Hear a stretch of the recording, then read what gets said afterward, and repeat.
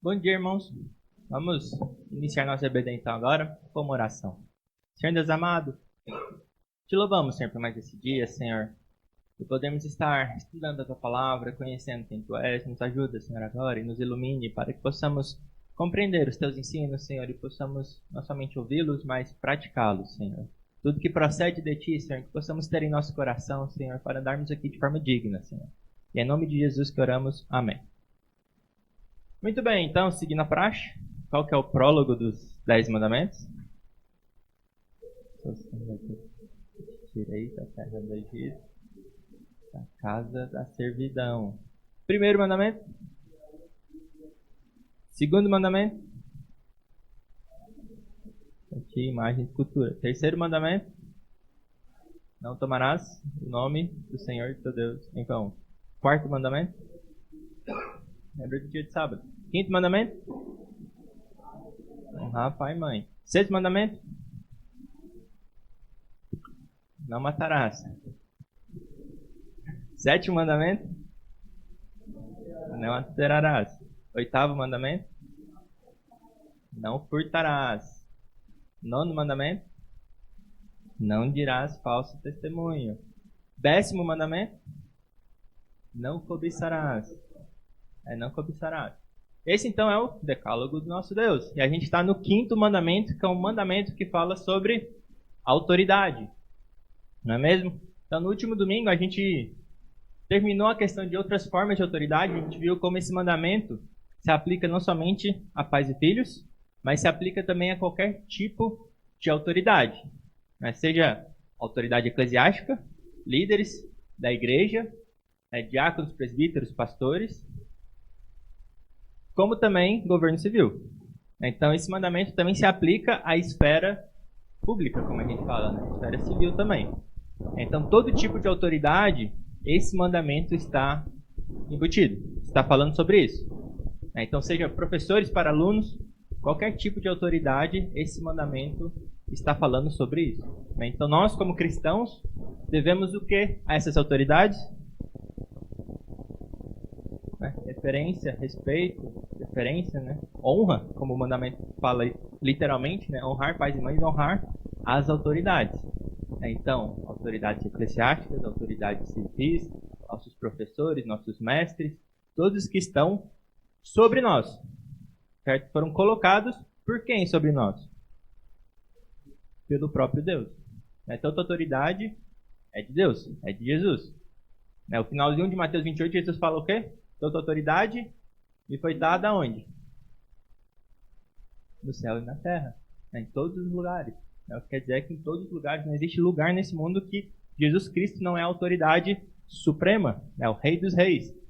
E Deus concede então líderes ao seu povo, líderes às nações, para que possamos honrá-las. Então a gente terminou meio que essa parte e começou a questão de autoridade e poder. Então a gente viu, por exemplo, que autoridade e poder são conceitos que, por mais que estejam intimamente ligados, eles não são a mesma coisa. Como a gente viu, por exemplo, a questão de autoridades que são legítimas, só que elas não têm poder nenhum. Como na Segunda Guerra lá, a rainha Guilhermina na Holanda, ela era a rainha da Holanda. Mas ela estava em Londres porque Hitler tomou a Holanda. Então quem era o poder na Holanda? Não era a rainha. Não era quem tinha autoridade para isso. Era quem tomou lá por força, por armas. Então esses conceitos, a gente pode separá-los, sem problema nenhum. Eles estão intimamente ligados, mas podemos e devemos separá-los. Então a gente pode ter autoridades impotentes, que não têm poder sobre aqueles que lhe foi concedido como para ser autoridade sobre eles, mas para comandar sobre eles. Como, por exemplo, pais sobre filhos, professores sobre os alunos. Eles podem ser impedidos de exercer esse poder sobre eles. Impedidos por vários motivos. Não simplesmente por força de poder, como foi Hitler e a Guilhermina, mas impedido por vários motivos. O contrário também ocorre. Então a gente pode ter poder sem a legitimação da autoridade.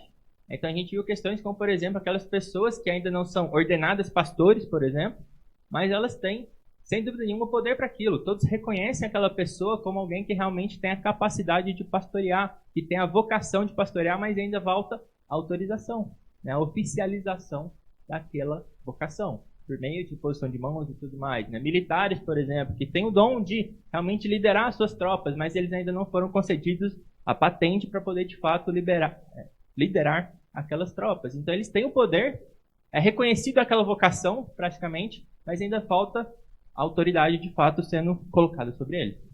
Então, são duas coisas separadas, distintas, separadas, literalmente. Por mais que sejam íntimas, de fato.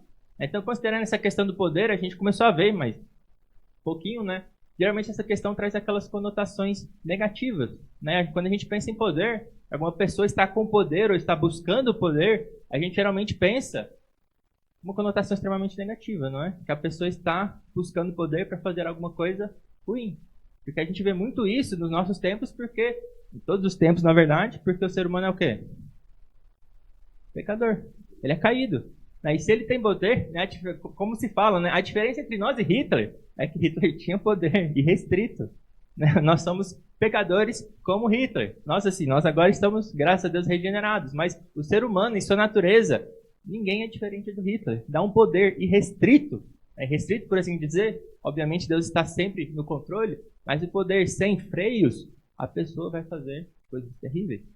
Então, essa é basicamente a diferença entre os tiranos dos nossos tempos e dos antigos e uma pessoa comum. É o poder. Então, quando a gente pensa em poder, a gente sempre tem essa conotação negativa, mas o poder em si é algo indispensável, não é algo demoníaco. O poder é necessário, o poder pode ser a máquina que traz o desenvolvimento cultural. Se boas pessoas estão no poder, a gente pode ter uma nação próspera. Então, se pessoas que são capacitadas, que estão fazendo o melhor, estão de fato com poder, a gente vai ter prosperidade, desenvolvimento cultural. Se pessoas cristãs estão no poder, que tem peso, a sua voz tem peso na sociedade, nós teremos uma cultura muito melhor do que nós temos hoje. Então a questão é, cadê os cristãos no poder?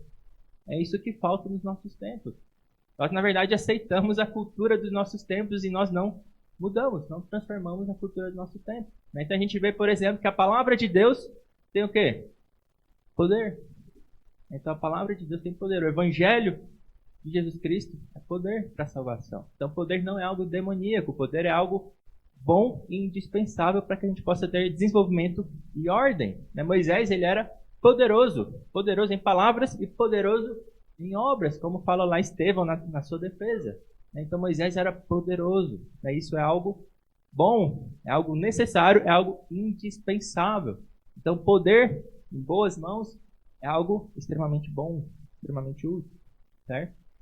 Então podemos definir poder como a habilidade de fazer, a capacidade de fazer alguma coisa. Isso é basicamente a definição que o autor coloca de poder. É quando você realmente tem a capacidade de transformar o que você deseja, o que você acha que precisa, em realidade. Se você tem a vontade, o desejo, mas não consegue transformar isso em realidade, lhe falta poder. Certo? Então, poder, basicamente, na definição aqui, é a habilidade de fazer. É a habilidade de fazer acontecer alguma coisa. E a consolidação de poder, em si, não é algo ruim e questionável. Muitas vezes a gente vê essa consolidação de poder como algo ruim, porque normalmente nos nossos tempos leva a uma tirania, né? Leva alguém com poder irrestrito. Mas uma consolidação de poder bem feita, é claro, não é algo ruim, porque a gente precisa que alguém tenha o poder para poder fazer as coisas. Se está tudo bem balanceado e um contra o outro, nada será feito. Então, consolidação de poder não é algo, como a gente costuma pensar, ruim de cara. Porque a gente precisa que alguém tenha o poder de fazer as coisas, senão nada será feito. Então, a tirania da minoria, por exemplo, ela pode ser prevenida por meio de um governo democrático. Certo? A minoria não pode controlar a maioria, porque não faz sentido. É só se a maioria realmente deseja ser controlada pela minoria. Então, quando a gente tem a consolidação de poder, a maioria está, de fato, consolidando o seu poder e não está sendo governada tiranamente pela minoria, a gente tem algo democrático. Pela definição em si de democrático. Então, consolidação de poder, algo que pode ser bom, não é algo como a gente vê ruim e questionável. Então, considerando a questão de autoridade, a gente pode defini-la aqui agora como autorização. Então, poder é a habilidade de fazer alguma coisa. Autoridade é autorização. Autorização para fazer um uso apropriado do poder. Certo? E o foco aqui todo vai ser autorização. Não é o foco, a gente vai ver mais para frente, que se o foco for uso apropriado do poder, a gente extingue toda a autoridade. Então, questão aqui de autoridade é autorização. Por exemplo, os pais, por que os pais têm autoridade sobre os filhos? Porque foi autorizado. Autorizado por quem? Por Deus. Deus que instituiu a família, Deus que instituiu o casamento. Essa autorização que os pais têm para exercer poder sobre os filhos vem de Deus, vem de Deus. Certo? Então, autoridade é autorização. Quando a gente ordena um pastor, o que está acontecendo? Aquela igreja, aquela denominação está dando autorização para ele exercer aquele ofício de pastor.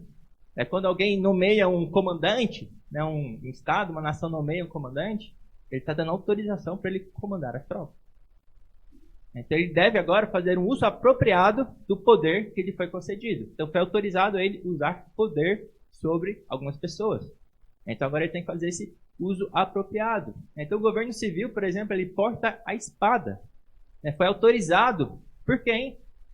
Para que o governo usasse a espada. Quem que autorizou o uso da espada para o governo? Deus. Foi Deus. Então Deus, ele autoriza o governo civil a portar a espada. Ele tem o poder de obrigar os demais à concordância. Esse é o poder do Estado. Então a gente vê quão necessário é a segunda parte, uso apropriado. Então poder de impor uma vontade a todos os governados, uso inapropriado disso, sem dúvida nenhuma, vai causar desastres sem parar. Então o Estado tem esse controle, tem esse poder de obrigar as pessoas à conformidade. E se o uso é inapropriado, desastres são feitos. Certo? Mas esse uso, essa autorização, foi concedida ao governo civil, de portar a espada. Então o uso apropriado de autoridade foi conferida, geralmente é para servir outras pessoas. Então algo que a gente tem que sempre ter em mente, especialmente os que estão em posição de autoridade. A autoridade foi concedida para que você possa servir. Certo? A autoridade não foi concedida para que você possa se alegrar, fazer as coisas para o seu bem, para o seu próprio bem, mas toda autoridade foi concedida e Deus cobrará isso de toda autoridade, foi para serviço. Os pais estão aqui para servir os filhos, não ao contrário. Por isso que os pais não devem ser tiranos, porque os filhos não estão para servirem os pais, mas os pais para servirem os filhos, para que os filhos possam crescer na disciplina do Senhor, servi-los para que eles possam ser bem nutridos, crescer em estatura, em graça, em favor dos homens, diante de Deus. Certo? Então eles estão ali com uma função para o bem dos filhos. Da mesma forma, o governo civil foi autorizado por Deus para que ele possa servir a sociedade. Não é o contrário. Nessas tiranias que nós temos, normalmente é a sociedade servindo as tiranias, mas não é isso que é autoridade. Não foi essa autorização que ele recebeu. Ele recebeu o uso do poder para poder servir aqueles que estão debaixo da sua autoridade. Então a autoridade nunca é para o seu próprio deleite. Por exemplo, pastores não devem apacentar a si mesmos. Não é esse o aviso que a gente vê bastante na palavra de Deus? Ezequiel 34, pastores que estão comendo da gordura do rebanho, que apacentam para eles mesmos, não para aquele que é o dono das ovelhas. Então pastores não estão apacentando as ovelhas para o seu próprio deleite. Pais, eles usam a autoridade para servir os filhos. Governo civil também para o bem-estar dos cidadãos. Então, autoridade nunca é para o seu próprio deleite. Então, isso é um aviso que toda autoridade tem que ter sempre em mente, especialmente no exercício do poder. Certo? Então, a autoridade foi para um objetivo. A autorização que você recebeu foi para um objetivo que não é para o seu deleite. Certo? Muito bem. O Catecismo de Heidelberg, por exemplo, ele deixa claro que a espada que o Estado porta, ela deve ser usada de maneira bem específica.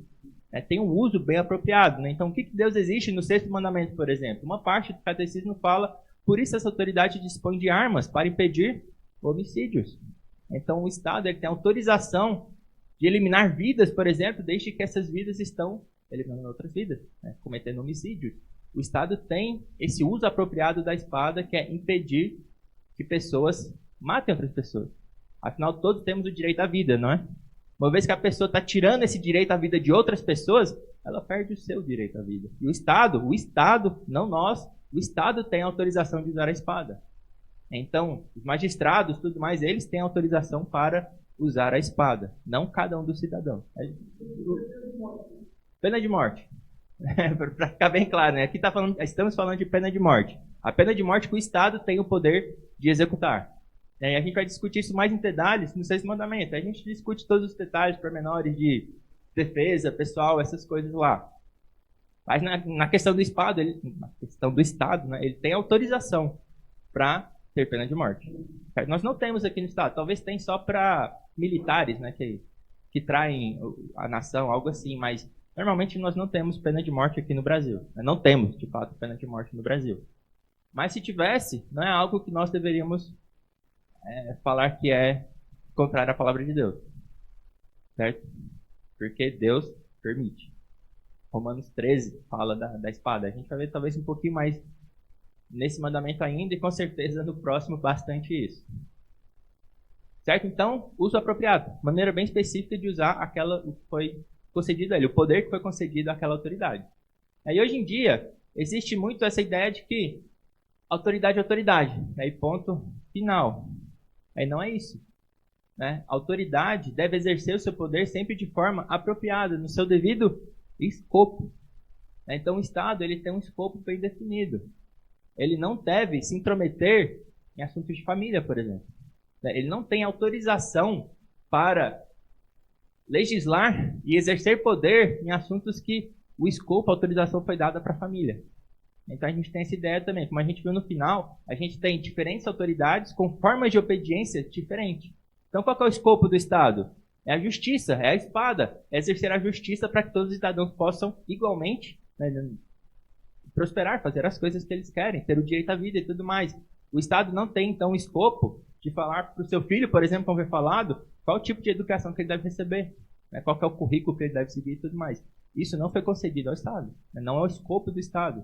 Aí, hoje em dia, isso está muito distorcido nos nossos tempos, né? Especialmente se a gente olhar a nossa Constituição, o que nós pensamos, nós temos aquela ideia de um Estado de direito onde tem todos os direitos possíveis para a pessoa. Então não é isso o papel do Estado, né? Não é o escopo do Estado. Então a autoridade, ela é uma autoridade para um certo escopo, certo? Da mesma forma que a autoridade eclesiástica tem um escopo muito bem definido, que é tudo as atividades espirituais, os exercícios espirituais, os pecados, as coisas que realmente conferem e cabem a Deus. Nós, como líderes da igreja, tem essa autorização de realmente comandar. Ao ponto que Jesus falou que o que foi desligado no céu, desligado na terra, será desligado no céu. Uma autoridade foi concedida à igreja, a de exercer essa autoridade espiritual sobre as ovelhas que foram dadas às autoridades eclesiásticas. Certo? Então, isso pode levantar uma questão, né? O que torna uma autoridade legítima? Então, como é que uma autoridade a gente pode falar que ela é de fato legítima?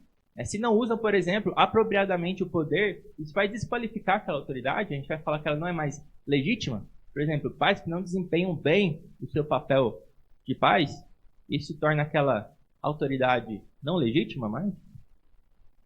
Ou não? Sim ou não? É uma pergunta. Se, por exemplo, os pais não desempenham bem o papel, se a autoridade não faz uso apropriado do poder que foi concedido a elas, isso torna elas ilegítimas? Então, qual que é o central aqui, como a gente falou? O ponto central é a autorização, não é o uso apropriado. Né? Então, o elemento decisivo nessa questão da autoridade não é se ela usa apropriadamente o poder. Ela deve usar apropriadamente o poder. Mas o ponto central que a gente trata é autorização. A gente vai ver os impactos mais para frente.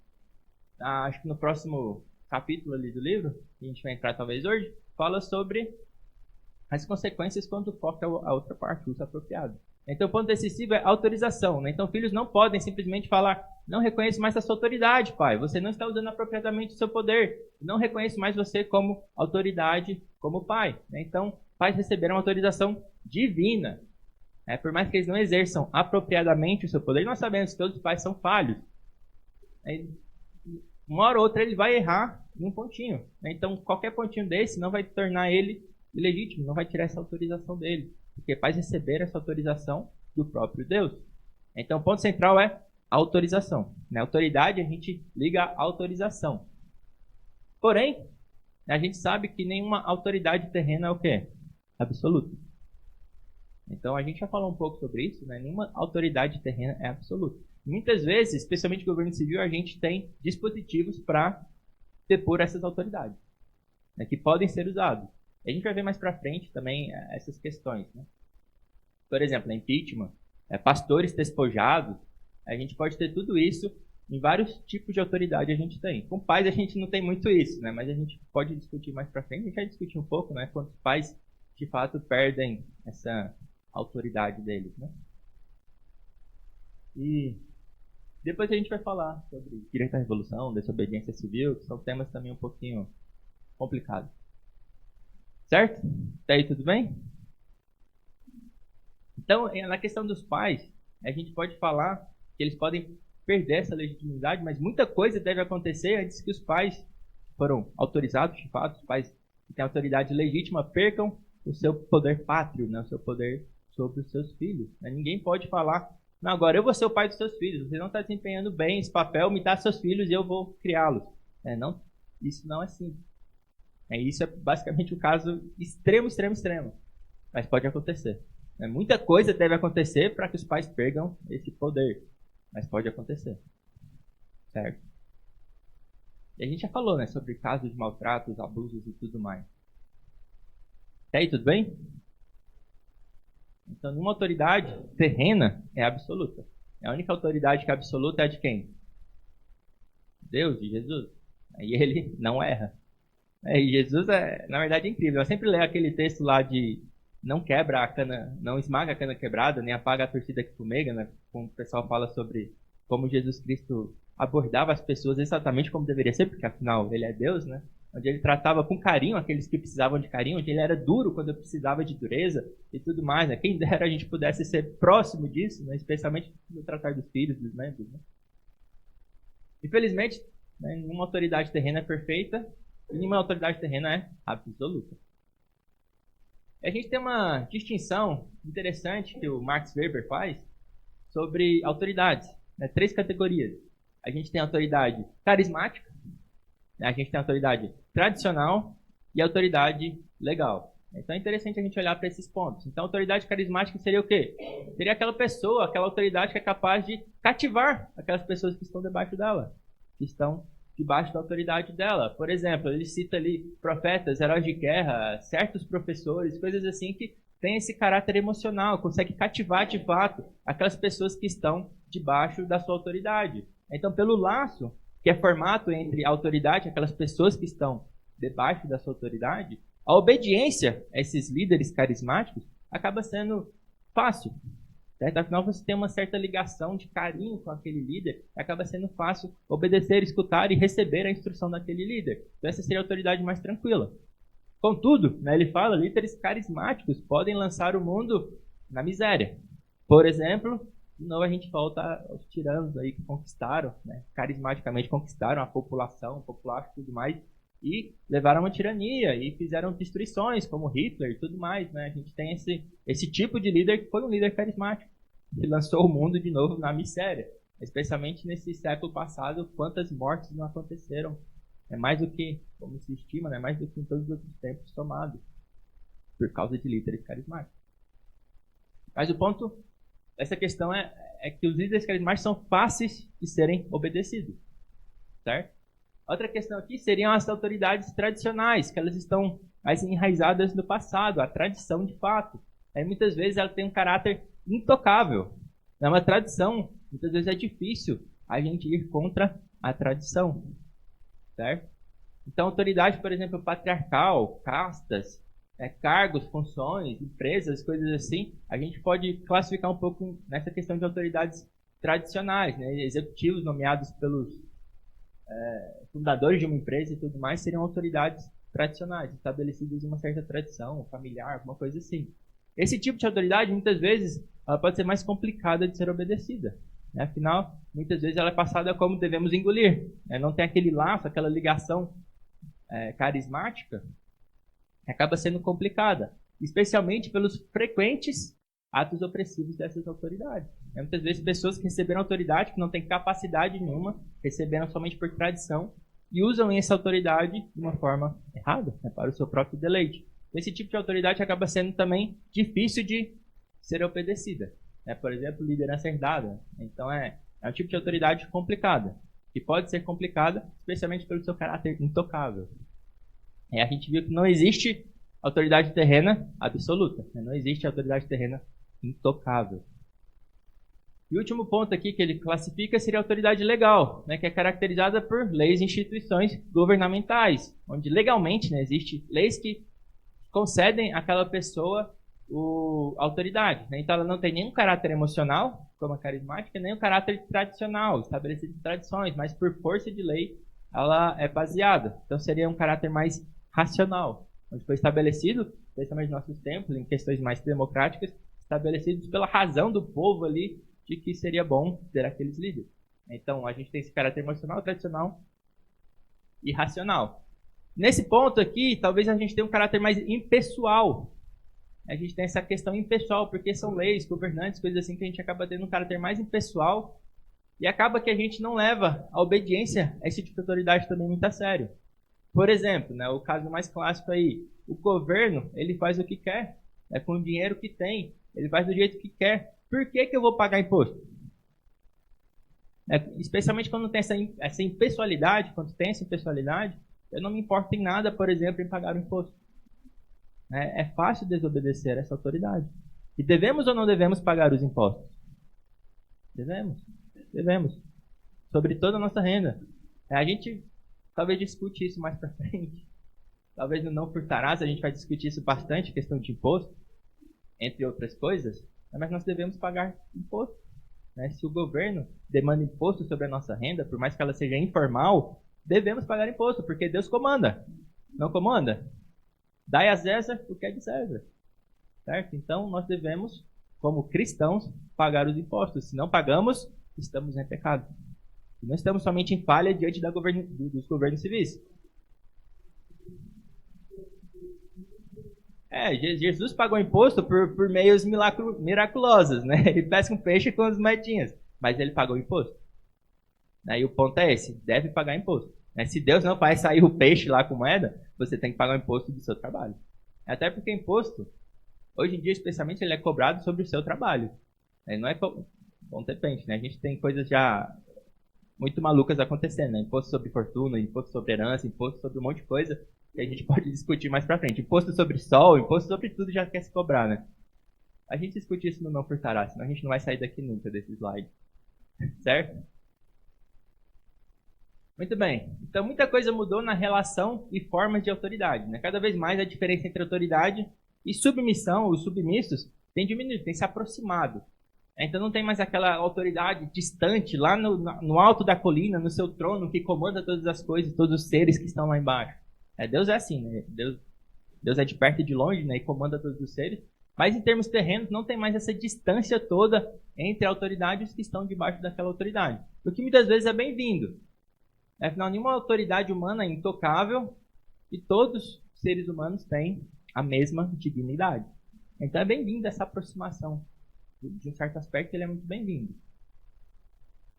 Mas mesmo que nossos superiores não pareçam mais tão superiores, que quer que sejam essa relação que a gente tem que tem superiores, nós ainda devemos honrar eles. Afinal, esse é o ponto do mandamento. Por mais que eles sejam homens como nós, pecadores como nós, eles estão sobre nós. Nós devemos honrar a eles, porque foi Deus quem colocou eles sobre nós. Então devemos respeitar essas autoridades. Por mais que essa relação seja muito próxima, nós devemos respeito a eles. Certo? Eles não estão tão superiores, mas eles são superiores a nós nessa relação de autoridade. Não em dignidade, mas nesse relacionamento, qualquer que seja, né? Empregado, empregador e tudo mais. Então, autoridades com muito poder ou não, reconhecidas com facilidade ou não, sejam carismáticas, sejam tradicionais, sejam legais, nós devemos respeito e honra a elas. Caso contrário, estamos em falta com Deus. Estamos pecando contra este mandamento. Certo? Então, passando para outro ponto, a gente tem o que é muito claro hoje em dia, talvez sempre houve, crise de autoridade. Crise de autoridade, a gente vai falar um pouco também sobre a administração do sofrimento. Então, hoje em dia, por exemplo, a gente tem a influência das autoridades, o respeito a elas diminuiu bastante. E nas últimas décadas, especialmente. Por exemplo, a gente tem sempre filhos que querem reclamar de pais e sempre tem pessoas dispostas a ouvir esses filhos.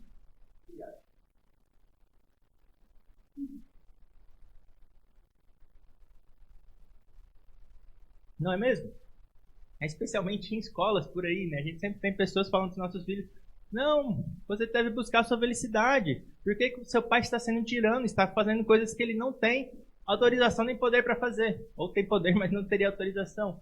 Seus pais estão fazendo coisas erradas. Você deve, você tem direito, você tem direito, você tem direito, você tem direito. Deveres nunca, mas você tem direito. A gente sempre tem pessoas dispostas a falar isso para os nossos filhos. Então, não é de se espantar que na última década essa crise de autoridade está acontecendo. Afinal, nós só queremos direitos, não queremos deveres nunca. Aí sempre tem pessoas dispostas a instigar isso nos nossos filhos e em todas as pessoas. A gente tem, por exemplo, hoje em dia, muito essa questão de administração compartilhada, né, onde todo mundo é um copiloto, como o autor fala. Está bem em moda, né, distribuindo poder para todos. Né? Então a gente não tem alguém com poder e pessoas debaixo daquele que tem o poder. A gente tem o poder distribuído para todo mundo. Por exemplo, na universidade, sempre que tem voto, reitoria, coisas assim, todos têm direito a voto. Né? Professores, funcionários, alunos, ainda com peso diferente, mas todos têm direito a voto. Então essa administração compartilhada está muito em moda. Isso não é necessariamente ruim, em certos pontos, mas isso não deve acontecer, por exemplo, na família. Na família, os filhos não têm direito a voto. Eles devem respeitar os pais que têm a sabedoria para instruir os seus filhos, que sabem o que é o melhor para os seus filhos. Então, essa administração compartilhada pode ser bom, nem toda mudança deve ser condenada, mas tem limites. Tem pontos, aspectos, setores onde um certo tipo de mudança pode ser muito bem-vinda, mas em outros, de forma nenhuma. Família, igreja, essas coisas, a gente não tem essas mudanças como bem-vindas de forma nenhuma. Contudo, existe um apelo para que a autoridade seja definida apenas como funcional. Então, voltando àquele ponto lá, o que define uma autoridade? Autorização ou uso apropriado, ou se ela é funcional ou não. Então, perde esse caráter de autorização e fica apenas se ela faz bem o seu papel. Então, ela é autoridade enquanto ela faz bem o seu papel. Se essa é a definição, autoridade é autoridade se ela exerce bem o seu papel. Aí, com esse caráter só funcional, a autoridade se torna extremamente frágil. Que tipo de autoridade é essa? Então, vai depender muito do humor do povo, por exemplo, do humor daqueles que estão debaixo daquela autoridade. Você não é mais funcional, sai fora. Você não tem mais a autoridade que era devida porque eu acho que você não está usando apropriadamente mais o seu papel, o poder que lhe foi concedido. Então, quando os governantes não aceitam mais da autoridade, pois não funcionam apropriadamente aos olhos deles, as autoridades são facilmente depostas. Então, filhos, por exemplo, podem despedir seus pais. Eu acho que você não está fazendo bem o seu papel. Com toda a minha sabedoria aqui de 6 anos, você não está mais fazendo o seu papel, vai embora. Está despedido. Não é assim que a autoridade funciona. Então, se o foco está na funcionalidade, a gente perde a noção de autoridade. A autoridade deixa de ser de fato autoridade, fica algo extremamente frágil. Então o foco sempre é na autorização, não é na funcionalidade.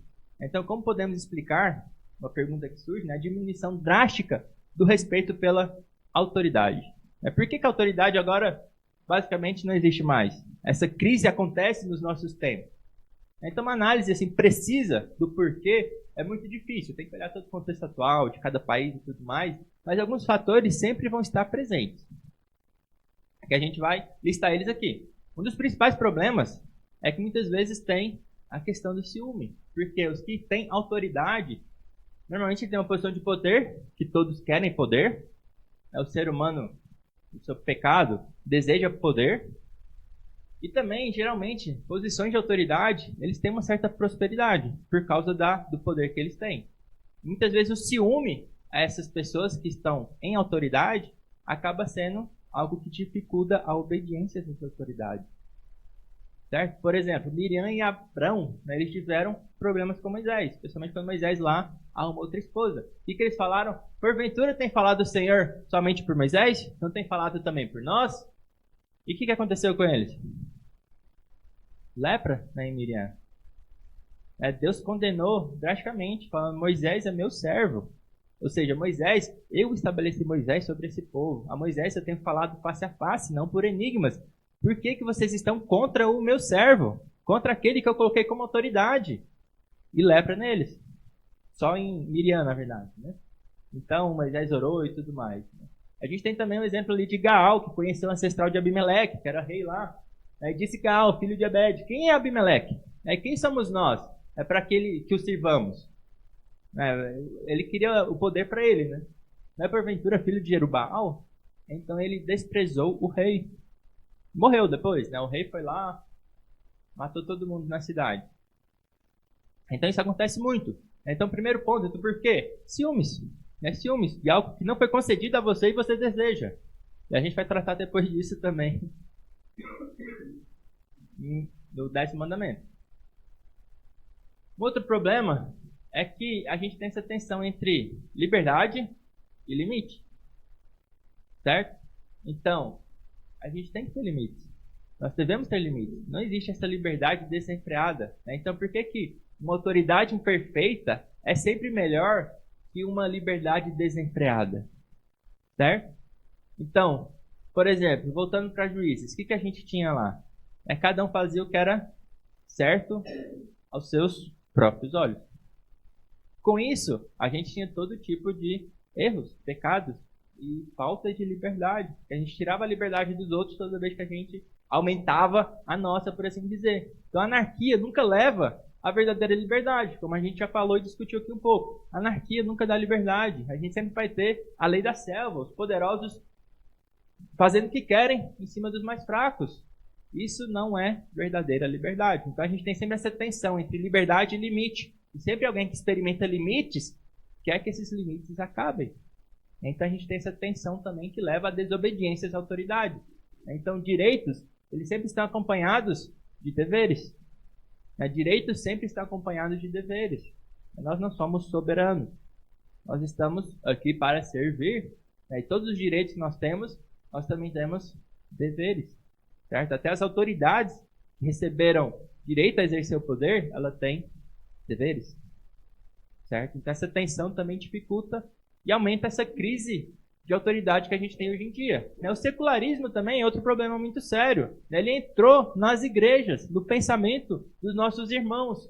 E com isso, quando a gente tem esse secularismo, é muito fácil de respeitar as autoridades se a gente esquece do soberano, daquele que é autoridade absoluta, daquele que conferiu a autoridade. Se a gente desliga a autoridade daquele que é a fonte de toda a autoridade, a gente pensa agora somente em questões humanas. Por que autoridade? Para que autoridade?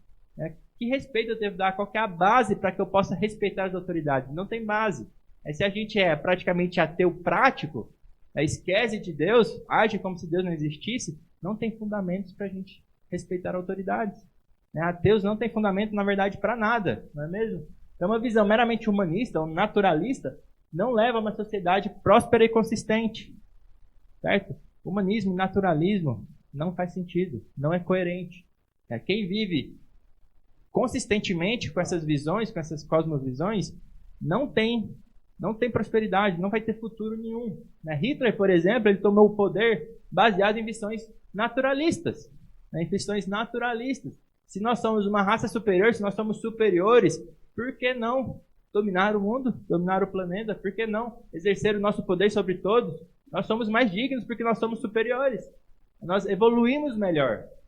Certo? O Hitler, no início, ele passou para os seus oficiais lá, aquele livro lá do Nietzsche, assim falou Zaratustra lá, se Deus é morto, todas as coisas são válidas. Eu vou conquistar o mundo. Não tem incoerência na visão de Hitler. Se o Hitler tinha essa visão, essa cosmovisão, não foi incoerente o que ele fez. Incoerente é os ateus agora exigirem moralidade. Por que eles exigem moralidade? Se todos somos frutos do acaso, viemos de um ser fundamental lá, não faz sentido.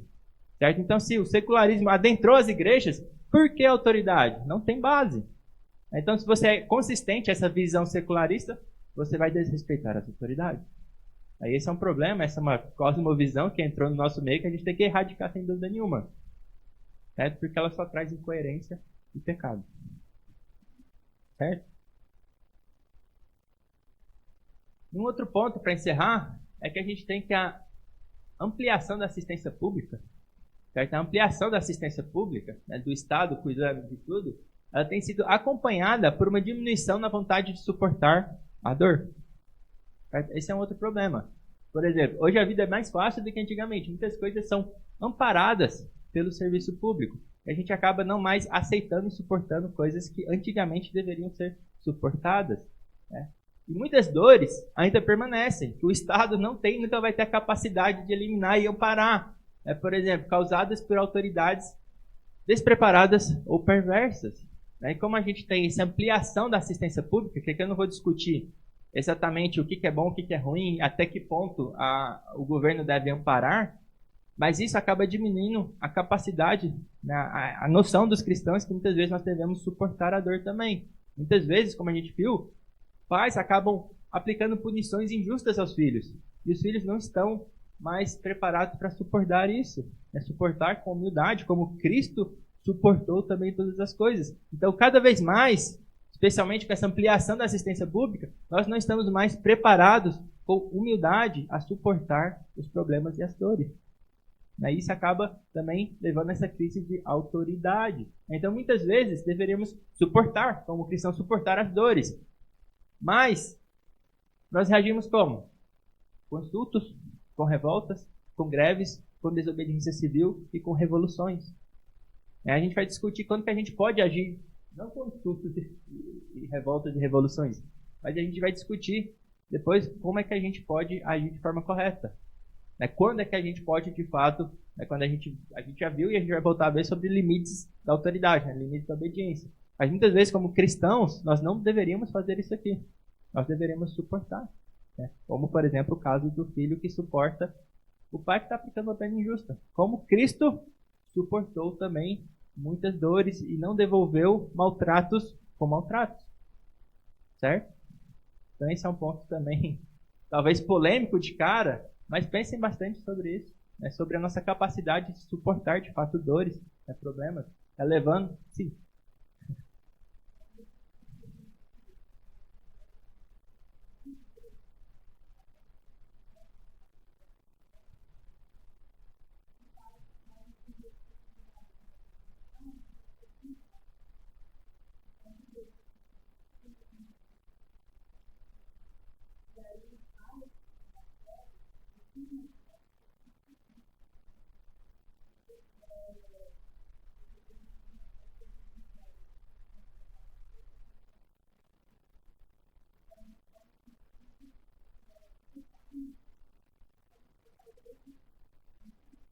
É como se o ser humano estivesse evoluindo de fato, mas o ser humano não mesmo. Os tempos mudaram, mas o ser humano, os problemas, os pecados são os mesmos.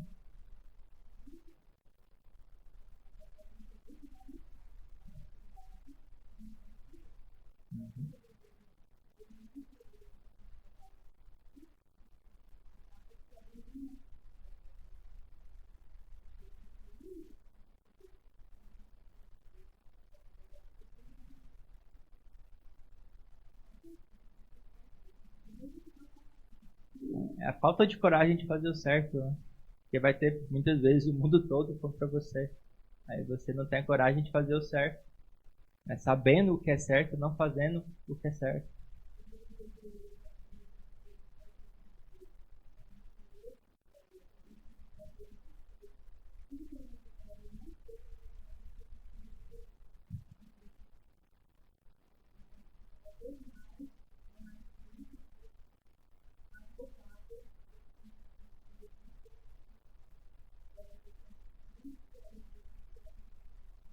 Se fosse uma universidade de fato cristã, né, com método clássico e tudo mais. Eu conheço acho que uma.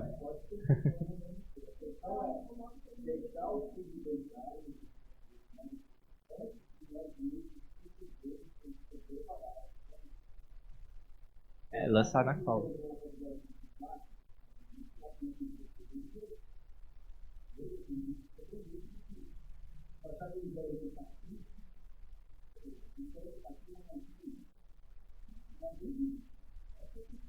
A gente está mais preocupado com o bem-estar dele, com o futuro dele profissional, à vista da cultura atual, do que com o bem-estar da alma dele. Então, muitas vezes, despreparados espiritualmente para enfrentar universidades, coisas assim, a gente não se importa porque é melhor que eles formem logo para começar a trabalhar logo para que tenha mais dinheiro na conta.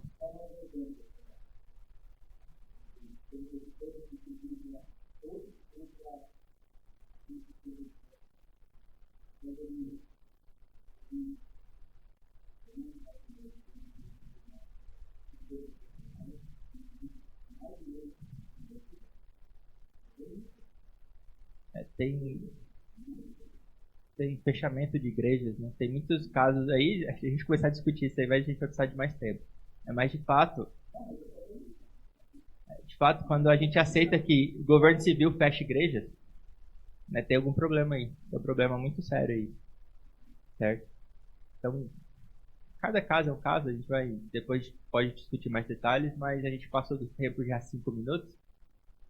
E só para finalizar, lembrando que quando a gente fala de sofrimento, tinha aquela questão lá do primeiro mandamento, né? Temer somente a Deus. Se a gente acha que o sofrimento é algo que deve ser evitado, como algo que não pertence à esfera que Deus comanda, a gente não está temendo também somente a Deus. Certo? Então, pensemos muito nisso, né? Sobre a capacidade de aceitar e suportar a dor, né? Como algo realmente cristão, né? Lembra de Jó? Como que ele passou por tantas coisas e o fim que Deus deu a ele?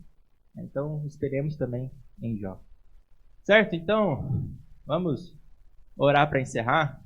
Pedro, pode orar para a gente, por favor, para encerrar?